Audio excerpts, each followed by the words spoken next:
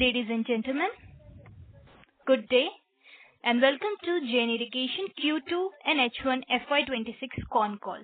As a reminder, all participants' lines will be in the listen-only mode and there will be an opportunity for you to ask questions after the presentation concludes. Should you need assistance during the conference call, please signal an operator by pressing star then 0 on your touch-tone phone.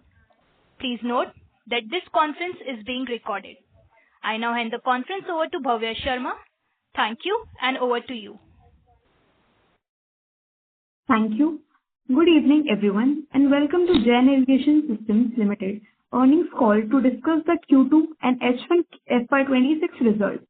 Today we have on call Mr. Anil Jain, CEO and MD, and Mr. Vipin Valame, CFO. We must remind you that the discussion on today's call may include certain forward-looking statements that may involve known and unknown risks, uncertainties, and other factors, and must therefore be viewed in conjunction with the risks that the company faces. Future results, performance, or achievements may differ significantly from what is expressed and implied by such forward-looking statements. Please note the results and presentation are available on the exchange and our company's website. I now request Mr. Anil Jain to take us through the company's business outlook and financial highlights, subsequent to which we will open the floor for Q&A. Thank you and over to you, sir. Thank you. Welcome everybody to this call for the second quarter for FY26. Wishing everybody Happy New Year as per the Indian calendar. We had a board meeting earlier today and we have announced our results. As generally, September quarter is a mute quarter for us because of the heavy monsoon, and during monsoon there is always a limited demand for either irrigation or pipes traditionally. But despite that structural issue for the current quarter, I think overall company has done well. As you might have seen from the result, overall income for the company has grown almost 20% to 1,432 crores as against last year, same period about 1,191 crores. And this 20% growth has come in essence a little bit in a deflationary environment as well. So for example, PVC resin prices have been low during this period of time. So when you take into account the deflationary scenario, because even fruit pulp prices were quite low. So when you look into those things and still see 20% growth, that means on a quantity basis, in fact, overall growth has been close to 25%. So that is a quite positive and good thing. The first quarter we had grown about, I think, 5-6%. This quarter's growth of 20%. So for the first half, the growth is around 12% or so. So that is in line with what we had expected. And typically for our company, second half is always much stronger than the first half due to seasonality. So I think in line with what we had said that overall for the year we would expect to grow beyond 15%. I think we are on to that because we already done about 12% by now, 11, 12, and quarter 3 and quarter 4 are expected to be strong. So overall we should meet our stated goal of maintaining good growth rate. What is important in this quarter was not just that revenues grew quite good, but earnings also grew quite nicely. And earnings grew at a faster pace than the revenues, right? While revenues grew 20%, EBITDA for the company grew 43%. So that shows the quality of the earnings in different businesses. And in fact, if I look at high-tech business or plastic or agro-processing, by and large, all businesses have been stable to positive in terms of earnings growth also. So revenue growth coupled with the higher level of the earnings growth showed that some of the things which we have been working in the past are started yielding results now. When I look at individual businesses which we have, high-tech business, grew almost 39% this quarter. Plastic grew about 9.5% and agro-processing grew 15%. So again, all good numbers.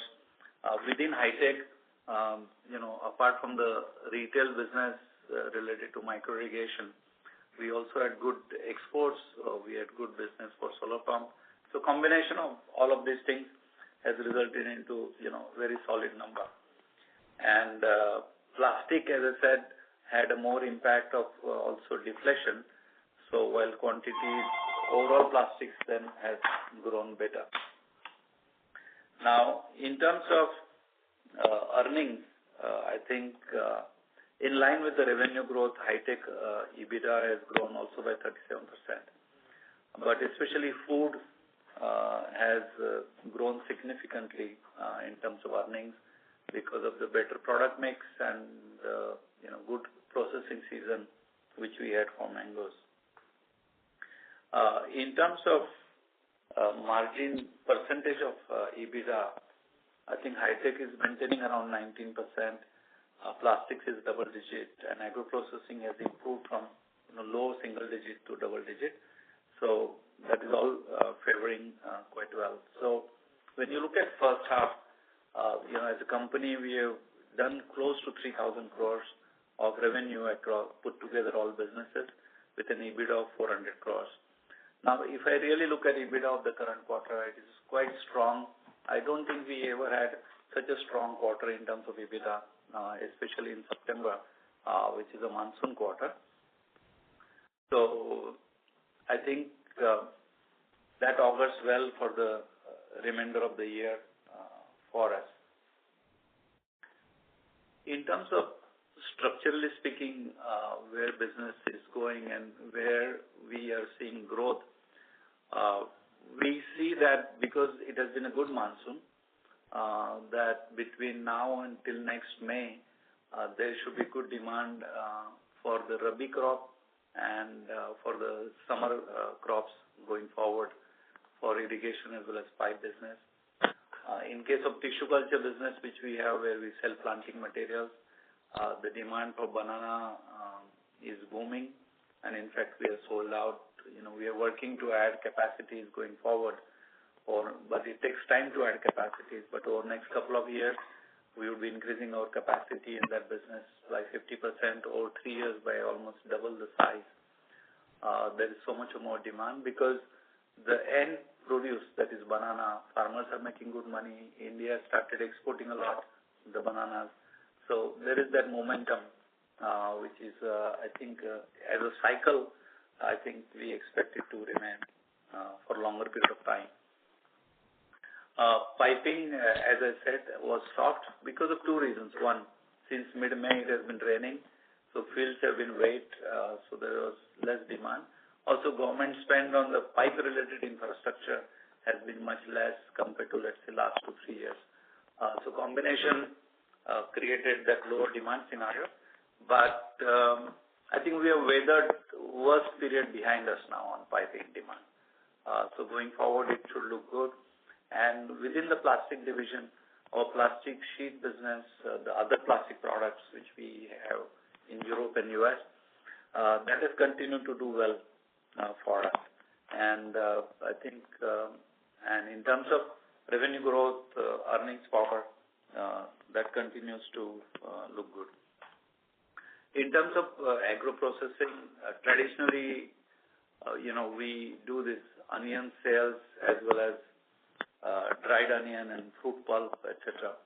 But we have started now a new project in our food processing subsidiary where we are likely to, start manufacturing in the current quarter some beverage bottling. Earlier, we had a small line where we used to, have some juice packing and so on. But that capacity was quite small. But now we are entering into a new, understanding and a collaboration with a large beverage manufacturer.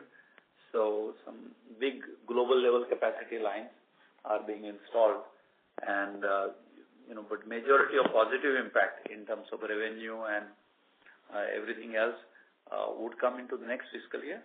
But already in the fourth quarter, there should be some additional revenue coming into the food business due to the beverage bottling unit, and we expect over the next 1-2 years that business to grow significantly, because the plan we have along with our collaborator and partner is to add a lot of capacity going forward in that space.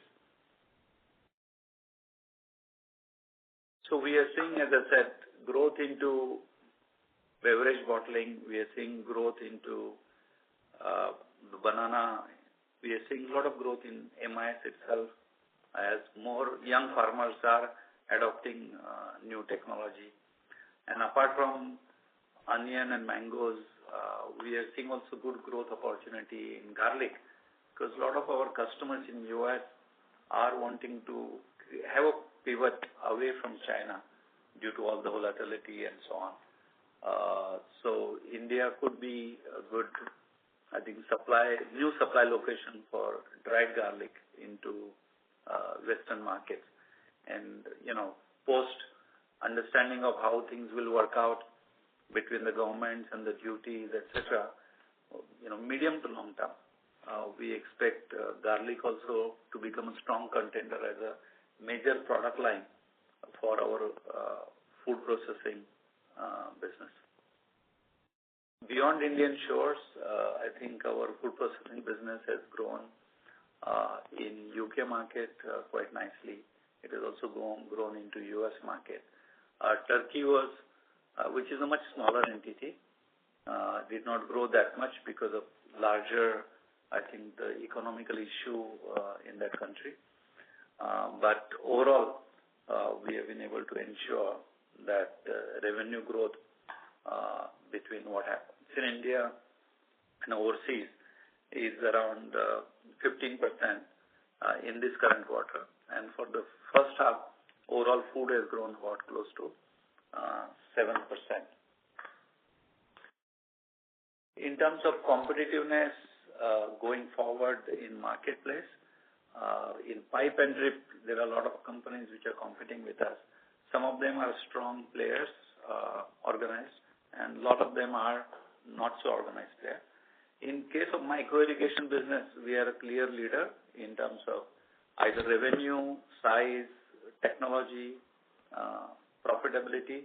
I think we lead all the way in case of micro irrigation.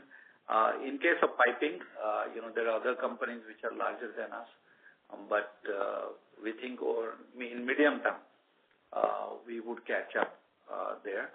And overall scale, because we are looking to grow more than 15%, higher scale in terms of absorption of capacity would allow us to be more competitive going forward. In terms of cash flows, when we look at overall cash flows, company has been maintaining positive cash flows in total in terms of, we had earned about this quarter about 190 crores, generated net cash from operating activities post working capital change. And in fact, before working capital change, it is about 400 crores. So because of seasonality, we had 200 crore added, used in working capital. That should come back, right, in Q3, Q4. So for the whole year, we expect a really strong cash flow from operations, and working capital, in fact, would be, despite this 15% growth, by the end of the year, FY26, we would have less inventory and receivables than we had at the start of the year. So that is the focus we have, to bring working capital efficiency on the balance sheet side and to generate positive operating cash flow. And that available cash partly will go for debt servicing, of course, and in addition, it would go for growth of the business going into FY27, because what we're talking of, that 15% growth on consolidated basis this year, is not just for the current year, right? As we think through 27, 28, we are seeing good tailwinds in terms of where we wish to go. So all businesses, we feel, we have 6 total businesses. One is drip and sprinkler, one is plastic pipes. So we have plastic sheet business overseas. Then we have this tissue culture business. Then we have solar pump business, and then of course food processing. So across all businesses, we feel quite confident of the good growth opportunity, either because of our technological leadership or the brand equity in the retail markets with the dealers and the farmers, and or the infrastructure which we possess in case of food processing company and the global distribution channels we have. So again, each business has its own unique challenges, global geopolitical issues, but I think all in all, because oil is benign, polymer prices would expect to remain similar levels where they are, because again new capacity is coming up. Polyethylene new capacity is coming up. In PVC in India, there are 2 new plants coming up by 26, 27. So I think as a large consumer of polymers, this bodes well for us that more and more new capacities are coming up. And in case of, as you might have seen recently, right, this is one of the first time India had food inflation almost not there. And that we also see that there were much lower prices for mangoes, for example. When we were processing, onion prices have been reasonable. So I think if that continues, that should also help because that increases demand.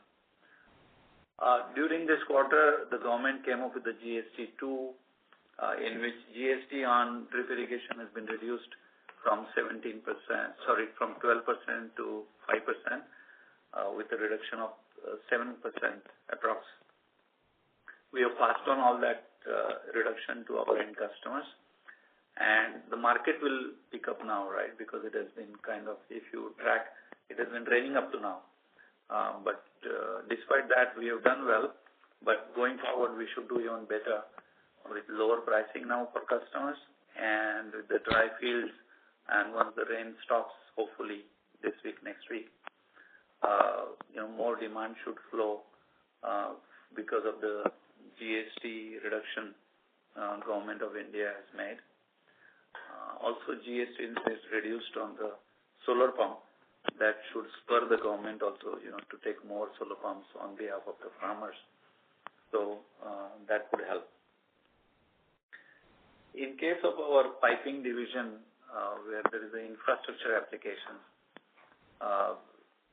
which are where we supply to the private parties, B2B business, we are seeing many more inquiries, but it is very competitive business. So we think some of these inquiries were specialized applications where large diameter pipes are required, such as desalination projects or some global overseas projects. There, I think our company should be doing better compared to, let's say, competition, because very few people have very large diameter pipelines like 2.5 meters. So I think that should go well. Maybe starting from some of these projects might still take a few months to get converted, but fourth quarter should bring some good numbers, and next year is definitely, there are so many projects being negotiated in the pipeline. Next year would be very big on the infrastructure applications of large diameter pipe for specialized applications. So I think these were some of my observations and our company's observation in terms of how this quarter panned out, how the first half has panned out, and how we are looking at the remainder of half. And now I would like to open the floor for the questions from listeners, investors, participants. Thank you.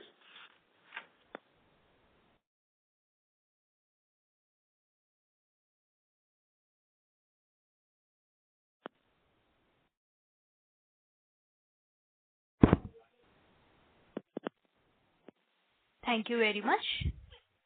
We will now begin the question and answer session. Anyone who wishes to ask a question may press star and one on their touchtone telephone. If you wish to remove yourself from the question queue, you may press star and two. Participants are requested to use handsets while asking a question.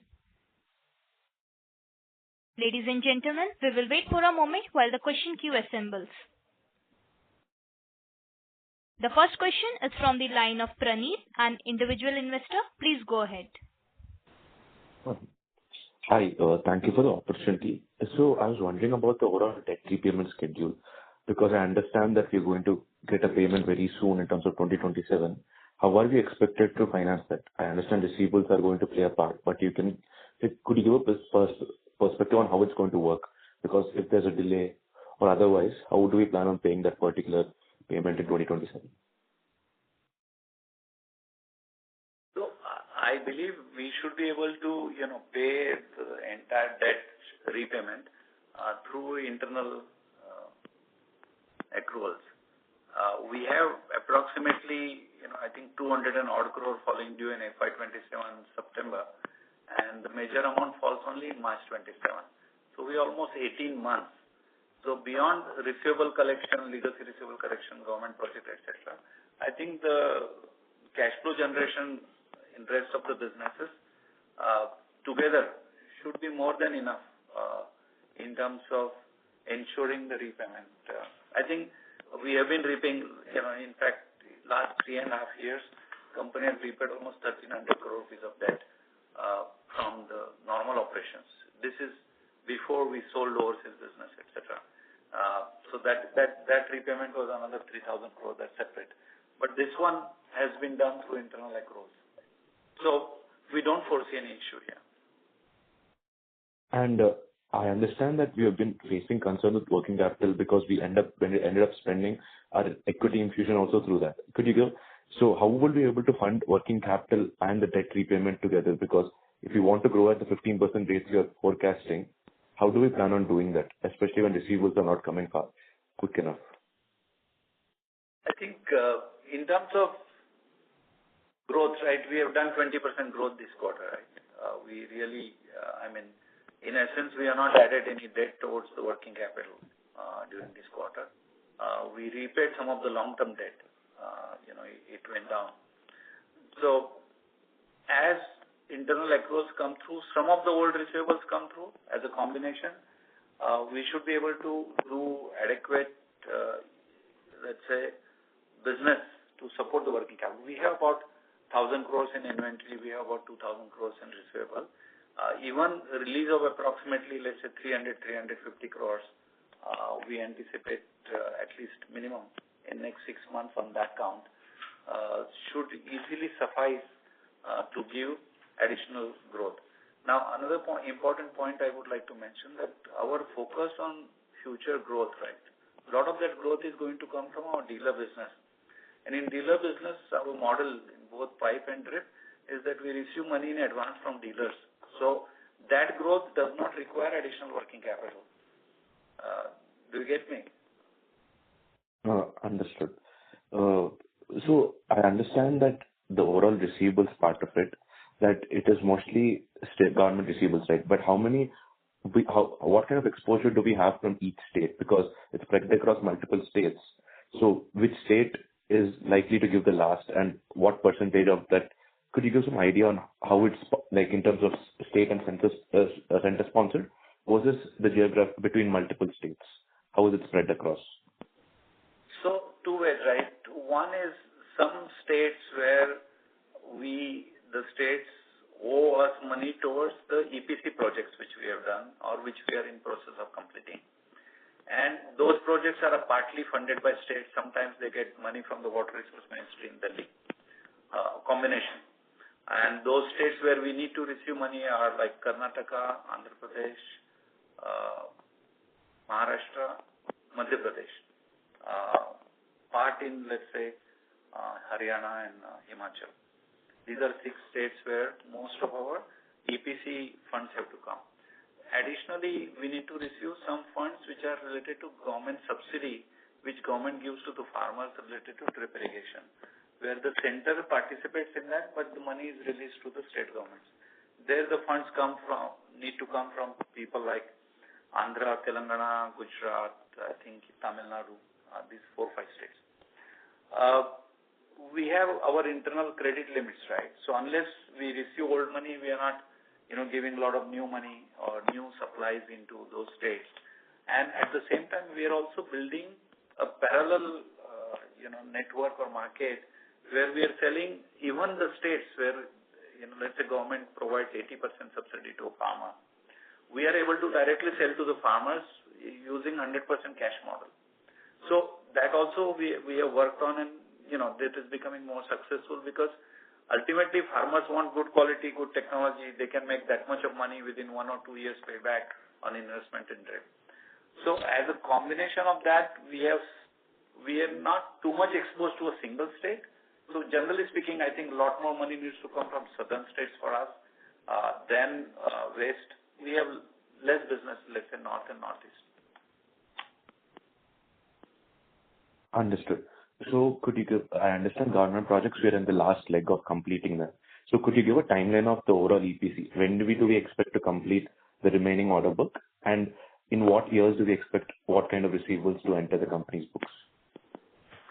So, when all of this story started, right, sometimes in 2021, we had some 38 or 39 projects which were ongoing. I think significant majority of those we have kind of closed or submitted.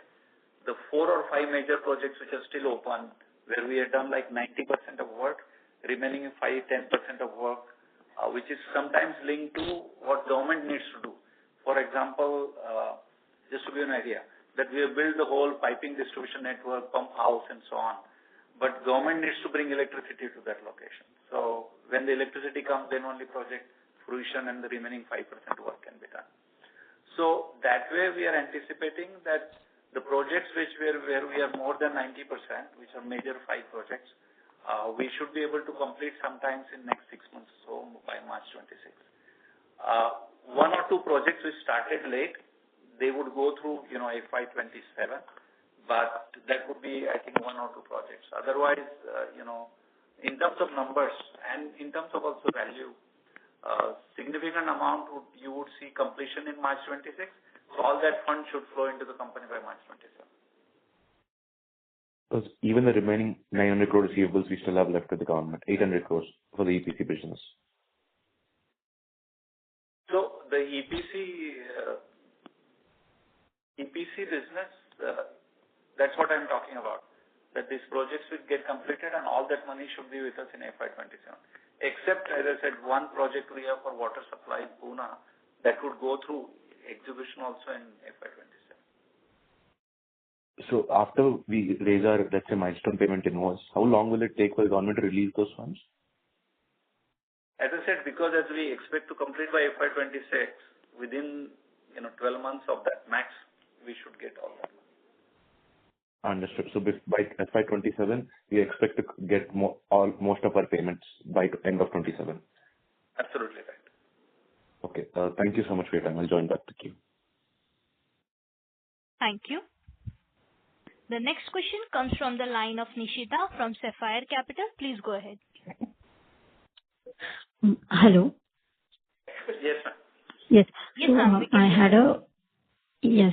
So I had a few questions. In the presentation, you mentioned an order book of around 1,900 crores on a consolidated basis. So can you give an execution timeline for that order book? I think typically most of these orders we should be able to do in next 6 months. Some of them, I think if you look at total 1,900 crores. No, 1,900 crores. Let's say 400 crores would move into the next fiscal, but 1,500 crores should happen during the current year. So what would move next year is some of the, for example, food orders we have. They have a 12-month cycle, so some of them will go in the April to September. And some of the, I think mostly food would actually go into the next period. All other orders related to pipe or drip between now and December. Sorry, now and March. Okay. Understood. And can you give a bifurcation from exports and domestic business? I think overall our exports have been quite robust in totality for the overall company. 129 crores was for the standalone company in this particular quarter. And for the whole first half, our exports have been 259, about let's say 260 crores, which was last year same period 188. So about 38% growth for the first half in exports. Okay, understood. So I also had a question on this partnership for beverage company for bottling unit that you have. What is the capacity for it, and how much incremental revenue are you expecting from that capacity in FY27?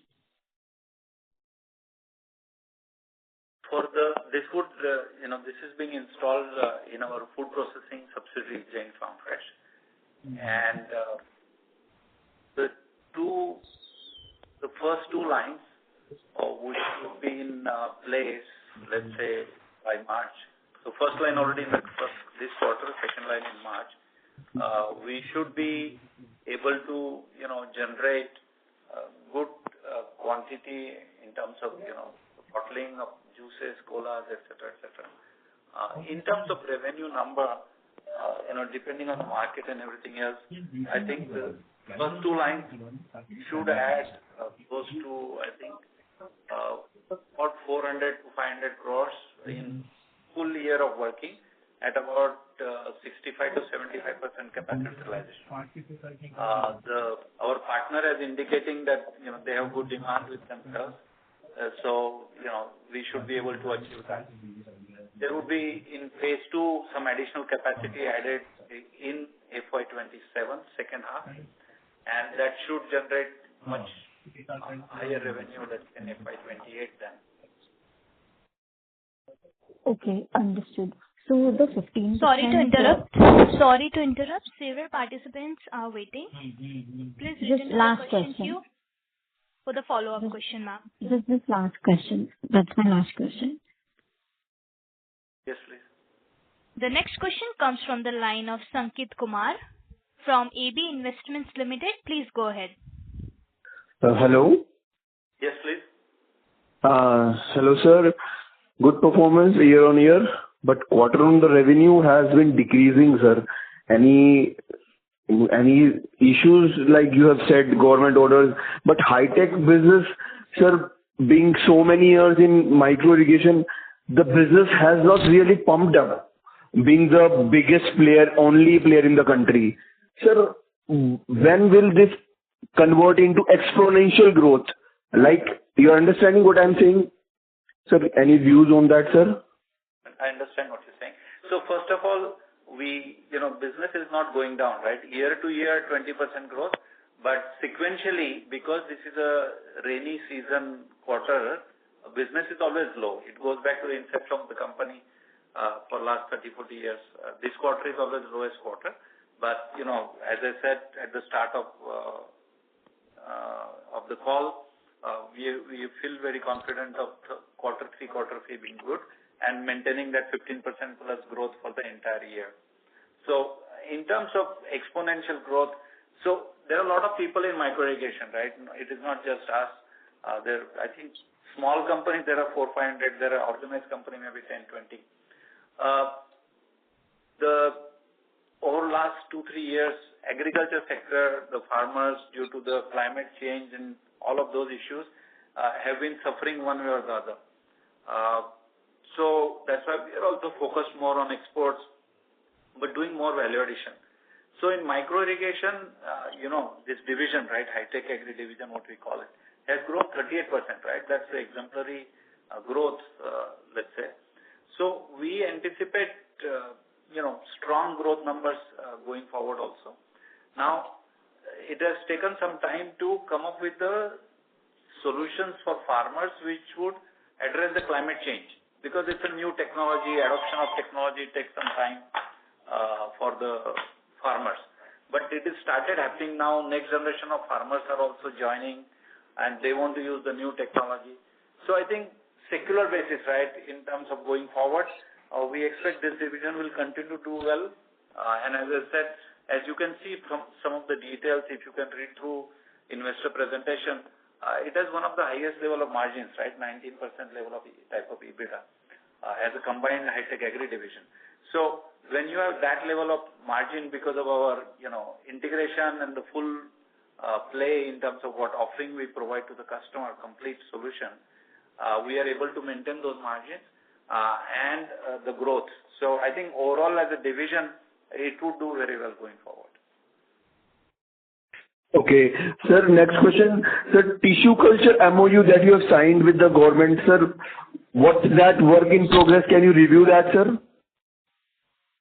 In tissue culture, today our primary products which we sell in large quantities to farmer are banana and pomegranate. We also do papaya, mango and few other products. The MOU we have signed is with the coffee board, and there we are doing some more work on the coffee. Other product which has started working in tissue culture, in that division.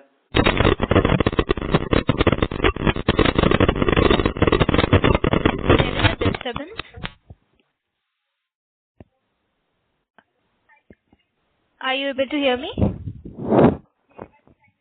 Mr. Anil Jain, are you able to hear me?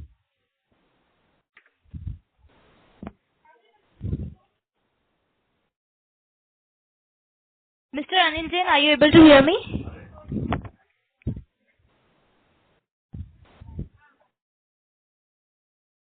Ladies and gentlemen, we have lost the connection for management. Please stay connected while we reconnect them.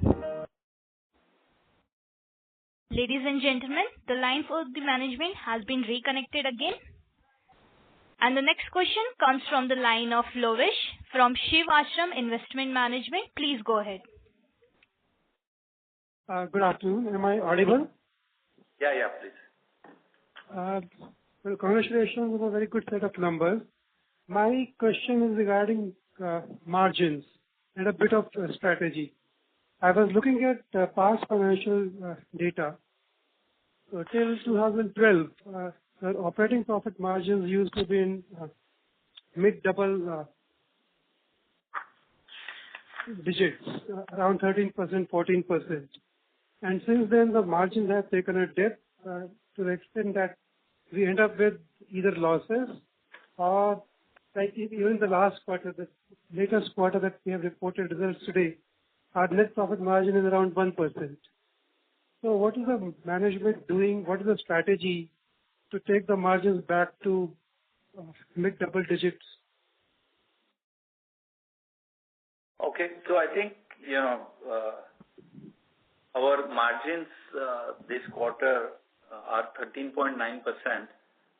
No, I'm not talking about EBITDA margins. I'm talking about net margins. I understand, right? Let me explain. I can't explain net unless I start with EBITDA.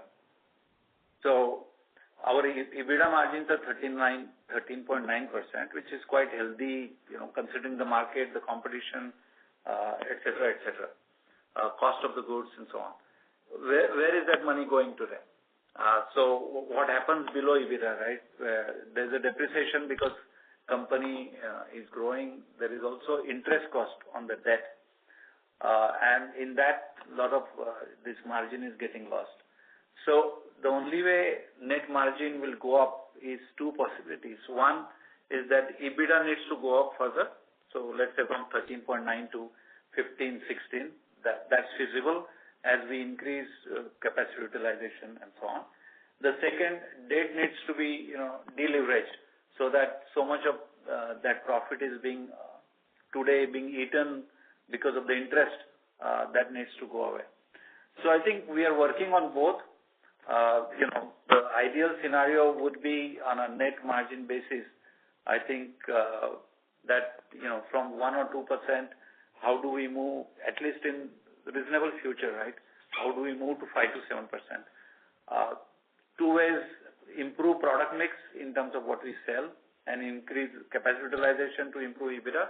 And second would be to deleverage the company and, not be paying interest. That's the only way net margin will go up. And we think, we are in the right direction, but won't happen overnight. I think it would take a couple of years for us to start seeing strong net margins.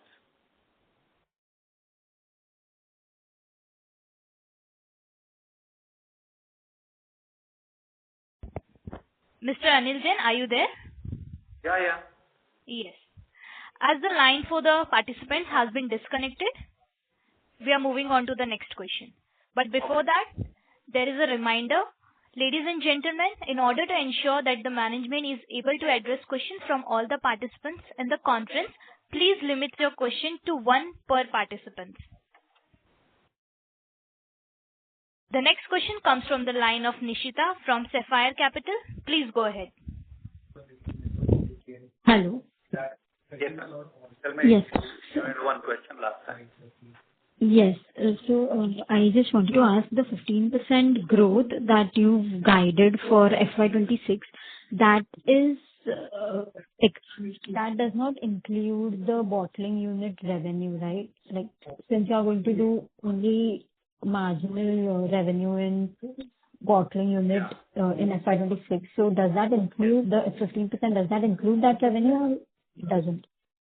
No, it doesn't, because that won't be significant for the current year. But for FY27, it will be different.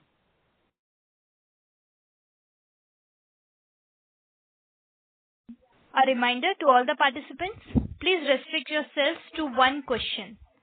The next question comes from the line of Sankit Kumar from AB Investments Limited. Please go ahead.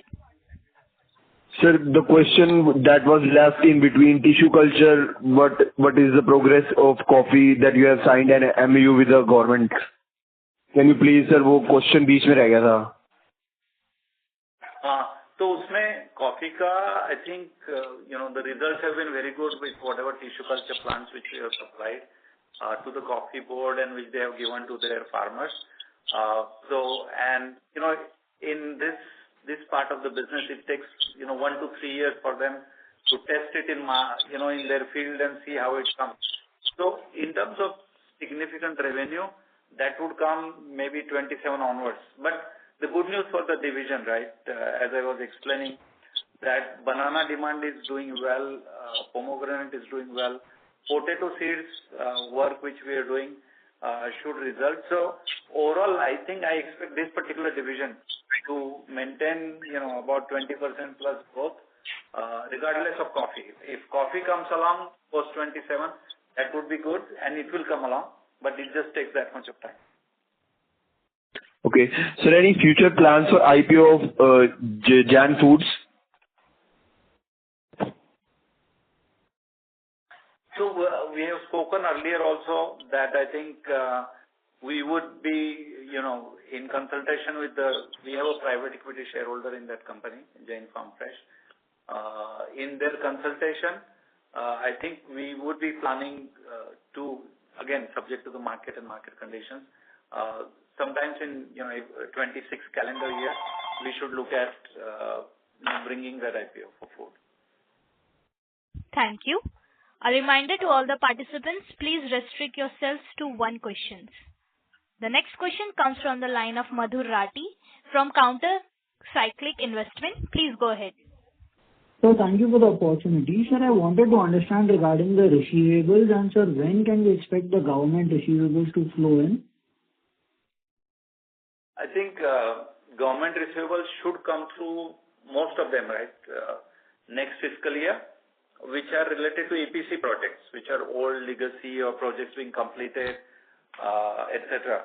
So all of them should, most of them, and when I say most, more than 90%, should flow through latest by FY27 March. So out of the 2,300 odd receivables that we have as of H1N, how much would be related to government and how much can we expect on a conservative basis to flow by FY27? So there are two in the total receivables.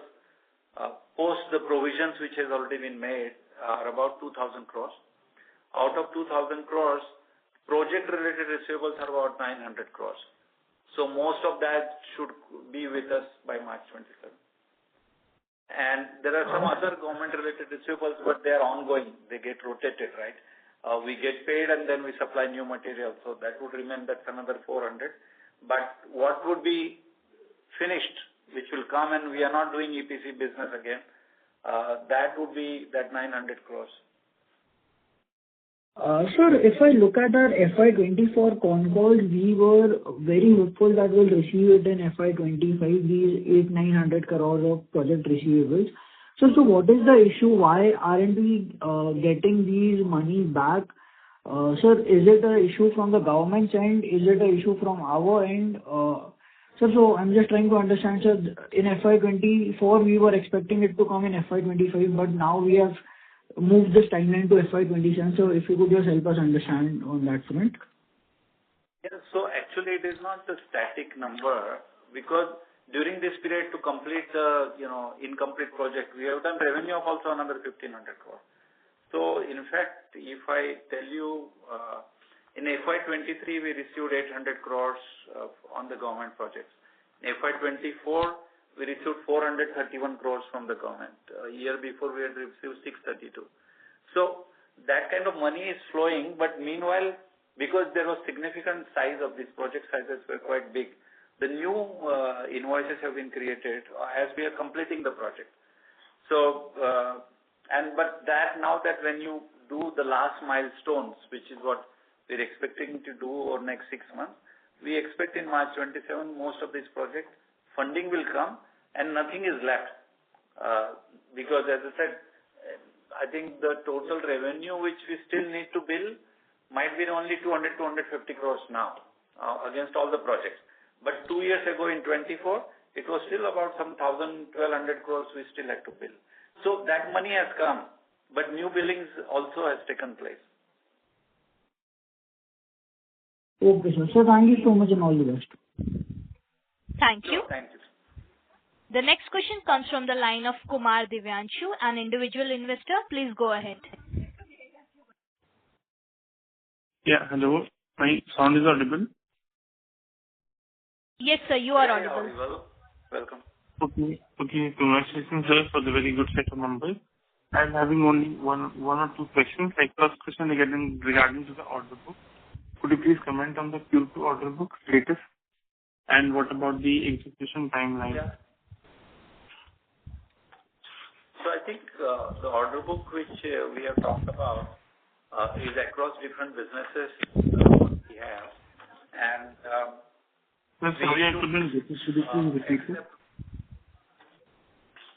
So out of 1,900 crore order book, about 1,500 crore should get done in next 6 months, and about 400 crore by next September. Okay, sir, but in the presentation, as I'm able to see, the total consolidated order book is 19,047. No, those are all rupees in millions, so 1,900 crores. Okay. All figures across are rupees in millions. It is 1,900 crores, out of which 1,500 crore. So almost close to 80% should happen closed, let's say between now and March, and then remainder by next September. Okay, so out of 1,900, the 400 will be by September next year, right? Yes, 1,500 by March. Okay, 15. Okay, thank you, sir. Thank you. Thank you so much. The next question comes from the line of Sankit Kumar at AB Investment Limited. Please go ahead. Hello, sir. Sir, you are getting into new segments like now in bottling, piping you are there. Sir, pipe business has not been doing well for some quarters. Sir, isn't it a good idea to focus on rather on food business or some particular segment and grow it to the highest level? You are getting it like now you are getting into bottling segment. Sir, are you confident growth you will able to lift to the heights of the company? Yeah, we are quite confident of that. And see, all businesses have their own merits, right? And so micro irrigation business, we are already leader in the country, and this high-tech division this quarter has grown 39%. Pipe has been gone through deflation, and in fact, you see last few quarters, it is not just us. Everybody else, all listed public companies on piping, you see, they have limited growth or challenges because of deflationary environment on pipe and lack of government spending. But I think that is in the past. We are looking forward to a positive growth. In terms of the new growth opportunity in the food business, we make the pulp, right? And now this is the next stage. From pulp, you make the juice. So, and we are using our existing infrastructure, which is already, considerable capital investment. So return on capital, which we are investing in this business, is expected to be very good.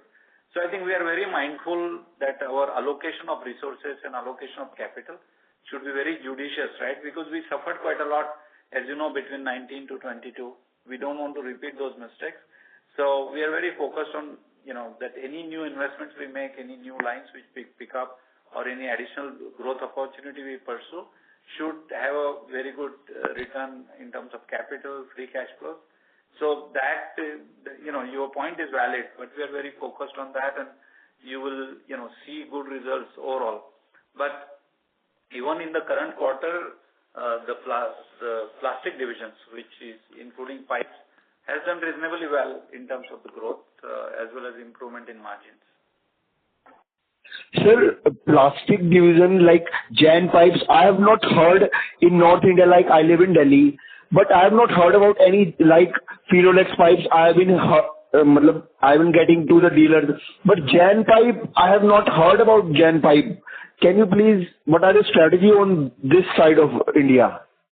Yeah. So I think that's also a very good observation. When you talk of Phenolax or some other names, let's say, a lot of them have, gone into urban pipe markets, including a lot of plumbing and so on.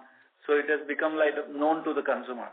Our primary product line business, which we have, goes to farmers into rural areas. And if you go to rural areas, I think whether we have a manufacturing plant in Alwar near Delhi, 150 kilometers from Delhi. So whether in Rajasthan or Bihar or UP, everywhere Jain irrigation is known or Jain pipe is known in the rural areas. But it is not known in the urban cities or metros or mini metros as of now, because we are not there present in the plumbing sector. But larger point of what you mentioned, that over a period of time, we have been more present in western and southern markets as a country. But now we are increasing our focus on northern and northeastern markets also. So I think over next year or two, you will start seeing more presence of Jain in so many ways into these markets also. Thank you. Thank you.